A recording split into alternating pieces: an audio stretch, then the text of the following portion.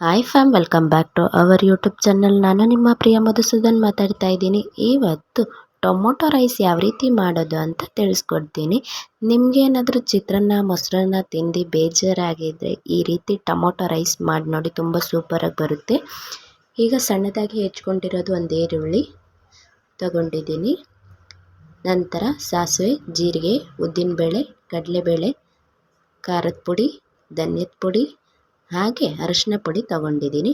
ನಂತರ ಒಂದು 5ರಿಂದ 6 ಟೊಮೊಟೊನ ಸಣ್ಣದಾಗಿ ಹೆಚ್ಕೊಂಡಿದ್ದೀನಿ. ಹಾಗೆ ಕೊತ್ತಂಬರಿ ಮತ್ತು ಕರಿಬೇವನ್ನ ತಗೊಂಡಿದ್ದೀನಿ.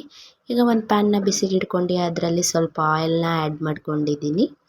ಆಯಿಲ್ ಚೆನ್ನಾಗಿ ಕಾದ ನಂತರ ನಾವು ಕಡಲೆಬೇಳೆ, ಉದ್ದಿನಬೇಳೆ, ಜೀರಿಗೆ, ಸಾಸಿವೆ ಆ್ಯಡ್ ಮಾಡ್ಕೊಳ್ಳೋಣ. ಸಾಸಿವೆ ಚಟಪಟ ಆದಮೇಲೆ ಈರುಳ್ಳಿನ ಆ್ಯಡ್ ಮಾಡ್ಕೊಂಡು ಮತ್ತು ಕರಿಬೇವನ್ನ ಆ್ಯಡ್ ಮಾಡ್ಕೊಂಡು ಗೋಲ್ಡನ್ ಬ್ರೌನ್ ಬರೋ ತನಕ ಚೆನ್ನಾಗಿ ಫ್ರೈ ಮಾಡ್ಕೋಬೇಕು. ಯಾಕಂದರೆ ಈರುಳ್ಳಿ ಇಲ್ಲಾಂದರೆ ಬಾಯಿಗೆ ಸಿಗ್ತಾ ಇರುತ್ತೆ, ಅದಕ್ಕೋಸ್ಕರ ಚೆನ್ನಾಗಿ ಫ್ರೈ ಮಾಡ್ಕೋಬೇಕು. ಈರುಳ್ಳಿ ಫ್ರೈ ಆಗಿದ ತಕ್ಷಣ ಟೊಮೊಟೊನ ಆ್ಯಡ್ ಮಾಡ್ಕೊತಾ ಇದ್ದೀನಿ.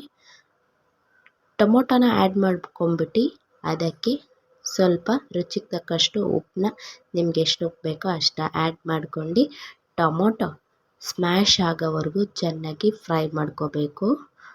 ಟೊಮೊಟೊ ಫುಲ್ ನೀರು ಬಿಟ್ಕೊಂಡು ಸಿಪ್ಪೆ ಎಲ್ಲ ಬೇರೆ ಬೇರೆ ಆಗಬೇಕು.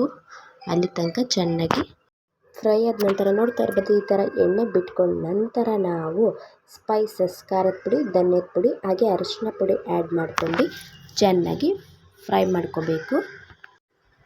ಹಸಿ ವಾಸನೆ ಹೋಗಬೇಕಲ್ಲ ಖಾರದ ಪುಡಿ, ಅದಕ್ಕೋಸ್ಕರ ಚೆನ್ನಾಗಿ ಫ್ರೈ ಮಾಡ್ಕೋಬೇಕು. ಒಂದು 10 ಮಿನಿಟ್ಸ್ ಆದಮೇಲೆ ಈ ರೀತಿ ಕಾಣ್ತಾ ಇರುತ್ತೆ.